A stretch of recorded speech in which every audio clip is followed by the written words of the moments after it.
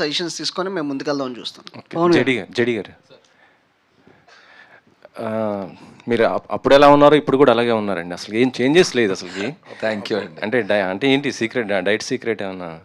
లేదండి, గాయపడుతూ ఉంటే అలాగే ఉంటాం. అంటే ప్రేమలో గాయపడ్డారా లేకపోతే దేంట్లో అయినా గాయపడచ్చండి, ప్రేమలోనే అక్కర్లేదండి. ఎప్పుడు గాయపడండి, మీరు ట్రై చేయండి గాయపడి టోటల్గా అసలు మీరు అలాగే ఉంటారు. మీరు ఎన్నో హిట్స్ ఏంది చెప్తున్నావు? 2 సార్లు గాయపడ్డాడు ఆల్రెడీ కాబట్టి అలా ఉన్నాడు. 3వసారి గాయపడితే టీ షర్ట్లో వస్తాడు, 5వసారి గాయపడితే అది కూడా లేకుండా వస్తాడు. మీరు ఎన్నో మీ సినిమాలు అన్నీ కూడా మంచి బ్లాక్ బస్టర్ అయినాయి సార్. ఏదన్నా ఒక సినిమా చేయాలంటే సీక్వెల్గా ఏ సినిమా ప్లాన్ చేస్తారు? అంటే ఇదివరకు వచ్చిన సినిమా అన్నీ మీ మంచి అసలుకి అఫ్కోర్స్ అంటే ఇప్పుడు నేను అదే అండి, ఇప్పుడు నేను ఆలోచిస్తే మనీ అవ్వచ్చు, మనీ వచ్చేసింది సీక్వెల్ గులాబీ అనాలా అనగా రోజు హీరోయిన్ బాంబే ప్లీట్ చేద్దాం అనుకుంటే మా హీరోయిన్ ఇప్పుడు కొంచెం పెళ్లి చేసుకుని అమ్మాయి యుఎస్ పక్కన కెనడా వెళ్ళిపోయింది. సో ఐ థింక్ అంటే ఆయన హీరోయిన్ ఎవరు అని అడిగారు, అది ఓవర్లాప్ చేయడానికి చెప్పా.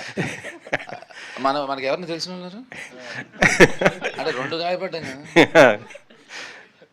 మీరు గాయపడ్డారు 2 సార్లు అని చెప్తున్నాడు కదా మనోడు. గాయపడ్డాను, నేను ప్రేమలో గాయపడలేదే. లేదండి, హీరోయిన్ ఎవరైనా మా డైరెక్టర్స్ ఎవరిని హీరోయిన్ పెడితే వాళ్ళతో చేస్తానండి. జేడి గారు, మనీ అనుకోకుండా ఒకరోజు ఇవి సినిమాలన్నీ అప్పుడున్న కామెడీ ప్యాటర్న్ని రీడిఫైన్ చేసిన సినిమాలు.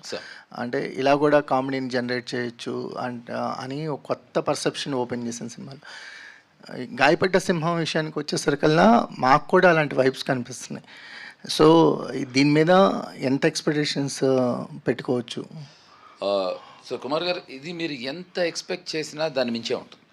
ఎందుకు అంటే ఇప్పుడు అనగనగా ఒక రోజు మనీ, యాజ్ యూ సెడ్, అది ఎలా అయితే ఒక కొత్త కైండ్ ఆఫ్ హ్యూమర్తో వచ్చిందో, అంటే హ్యూమర్ ఎప్పుడు కొత్తగా ఉండదండి, యాజ్ యూ నో, దాన్ని ప్రజెంట్ చేసే విధానంలో ఉంటుంది. ఎగ్జాక్ట్లీ. ఇప్పుడు కశ్యప్ ప్రజెంట్ చేసిన విధానం చాలా కొత్తగా ఉంది.